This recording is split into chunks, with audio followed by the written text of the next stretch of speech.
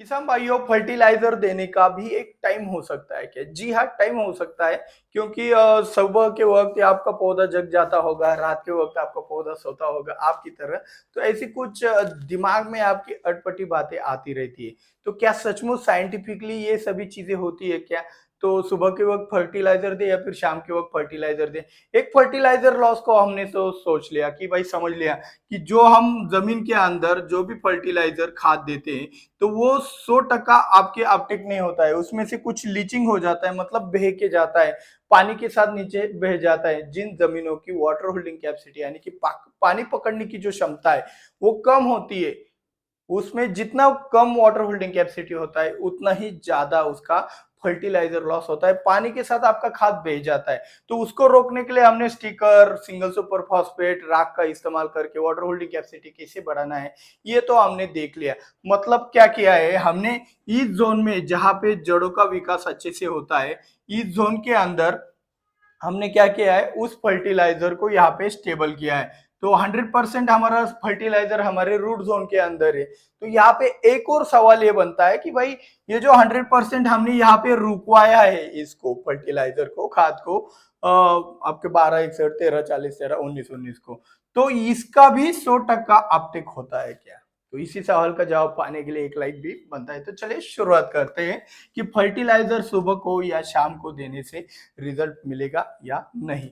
तो यहाँ पे एक बात आपको समझनी है कि यहाँ पे जो 100% आपने फर्टिलाइजर यहाँ पे रुकवाया है, तो इससे आपका जो भी फसल है वो 100% बढ़ेगी। मतलब 100% वो उस फर्टिलाइजर का इस्तेमाल करेगी, बढ़ेगी ही, ऐसा बिल्कुल भी नहीं है। क्योंकि आपको पता है कि आपका एक कंसेप्ट रहता है किसान भाइयों का कि यार, मैंने तो फर्टिलाइजर बहुत दे दिया लेकिन मेरा जमीन खराब है, तो वो फिक्स हो जाता है। मतलब पौधे को भी उसका फायदा नहीं होता है और जमीन के अंदर ही रिएक्शन करके वो खत्म हो जाता है। तो इससे आप फिक्स हो जाना कहते हो। तो ये जो न्यूट्रिएंट फिक्सेशन होता है, तो ये क्यों होता है?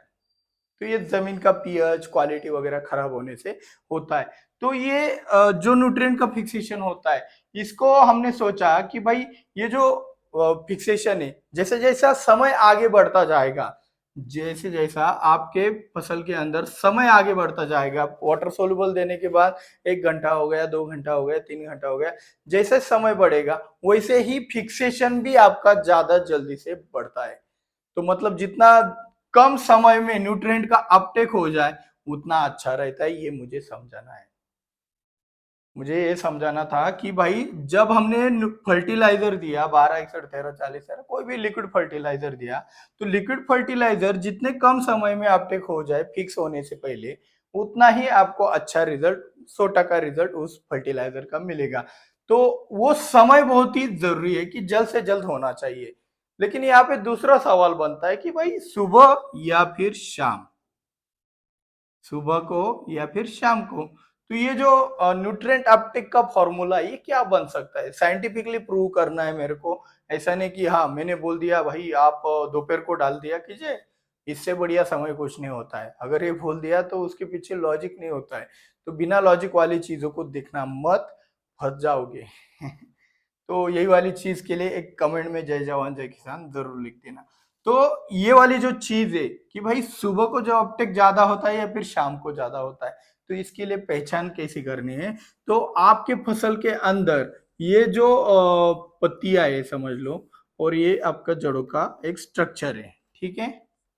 तो यहाँ पे जो भी एक आप अभी देखो ना, हम कुएं में से पानी, बोरवेल से पानी उठाते हैं। तो कुएं या फिर बोरवेल से पानी जब उठाते हैं तब क्या होता है, नीचे की तरफ एक मोटर रहता है, वो मोटर ऊपर की तरफ पानी ढकेलता रहता है। यहाँ पे तो कोई मोटर नहीं है बॉस। फसल में कोई मोटर नहीं होती कि जहां यहाँ से ऊपर की तरफ पानी ढकेल सके। तो फसल के अंदर ऐसा कौन सा सिस्टम होता है? कुछ किसानों को ये पता होगा, जो साइंस के स्टूडेंट है उनको पता होगा कैपिलरी एक्शन क्या होता है। तो आम किसानों को ये समझाने के लिए मैं एक शॉर्ट भाषा में बता देता हूँ कि जो सूरज की रोशनी है वो पत्तियों के ऊपर गिरती है। ये पत्तियों में क्या होता है, जितना ज्यादा टेम्परेचर, तापमान जितना ज्यादा बढ़ता है, तापमान जितना ज्यादा बढ़ता है उतना ही ये मेंटेन करने का कोशिश करते हैं 35 डिग्री सेल्सियस तक।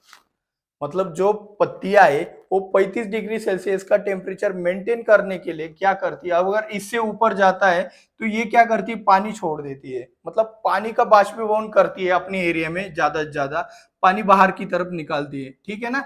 पत्तियों में स्टोमेटा होता है, वो उसी के माध्यम से ये पानी बाहर निकलता रहता है बाष्पीभवन से। इसीलिए हमें पेड़ के नीचे बहुत ऐसा ठंडा ठंडा क्यों लगता है भाई, ये थोड़ा एकदम आपको नॉन विजिबल प्रोसेस है, जो आंखों से नहीं दिखाई देता, आप फील कर सकते हो उसको पेड़ के नीचे बैठकर। तो ये तापमान कम करने का एक सिस्टम है फसल के अंदर।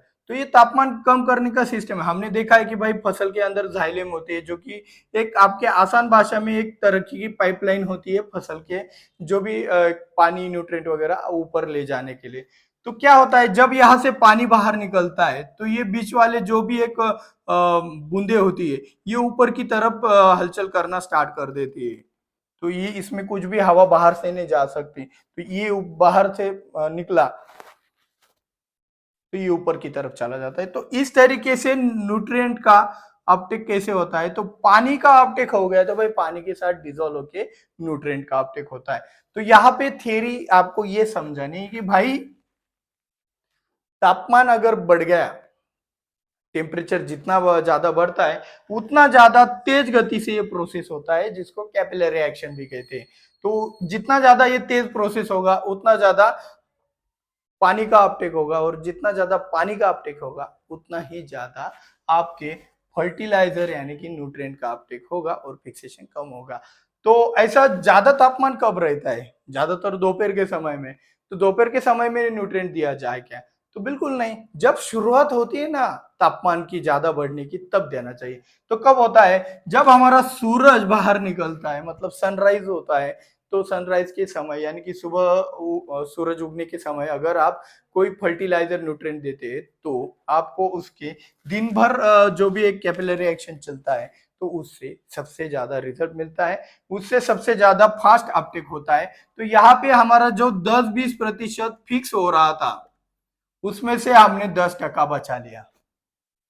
फिक्सेशन का जो भी 10% हो रहा था फिक्स वाला, जो भी 10%, मतलब देखो पहले हम 100% फर्टिलाइजर दे रहे थे, फिर हमने पहले समझाया कि भाई ये जो थ्योरी है इसमें लीचिंग होता है, नीचे की तरफ बह जाता है, 80% आपका रूट जोन में रहता है, 20% नीचे बह जाता है। तो हमने कुछ ऐसे चीजें बताई जिससे 100% ये यहाँ पे रुक सके।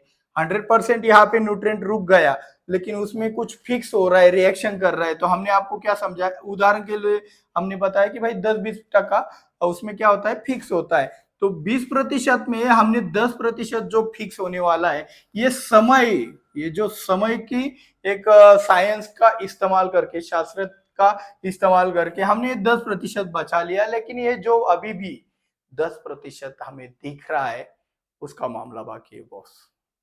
मतलब ये जो बचा कुचा जो 10% अभी फिक्स हो रहा है, फिक्सेशन हो रहा है, ये क्यों हो रहा है, अभी यही आपकी खास बात है, ये समझ सकते हो आज के। तो ये जो 10% फिक्स हो रहा है, तो ये इसलिए हो रहा है क्योंकि आपके जमीन का पीएच, आपके जमीन के अंदर जो कैटायन एक्सचेंज जो कैपेसिटी होता है ये, या फिर ऑर्गेनिक कार्बन, इन सभी चीजों के ऊपर डिपेंड है कि आपका आपके जमीन के अंदर फिक्सेशन कितना होता है। तो हमने फर्टिलाइजर लॉस के अंदर आज के इस वीडियो में ये सिखाया कि भाई लीचिंग को रोक दिया हमने, ज्यादा से ज्यादा तापमान का इस्तेमाल करके और समय का इस्तेमाल करके ज्यादा से ज्यादा जो भी एक फिक्सेशन था उसमें से कुछ हिस्सा बचा लिया, अभी सिर्फ 10% बाकी है। उस 10% को कवर करने के लिए वीडियो को लाइक कर दो, चैनल को सब्सक्राइब कर दो, बेल आइकॉन भी दबा देना, शेयर ज्यादा से ज्यादा, आज आपको ताकत दिखा देनी है। अगर 2000 लाइक आज रात के 12 बजे के अंदर अगर कंप्लीट होते तो कल ही आपको ये पीएच वाला वीडियो मिल जाएगा, वरना हम ज्यादा किसानों का इंतजार करेंगे, जिससे ज्यादा से ज्यादा किसानों को ये थ्योरी समझ में आ जाए। तो 2000 लाइक का टारगेट है, इतना तो आप मेरे लिए कर सकते हैं। मिलते हैं अगले वीडियो में। जय जवान जय किसान।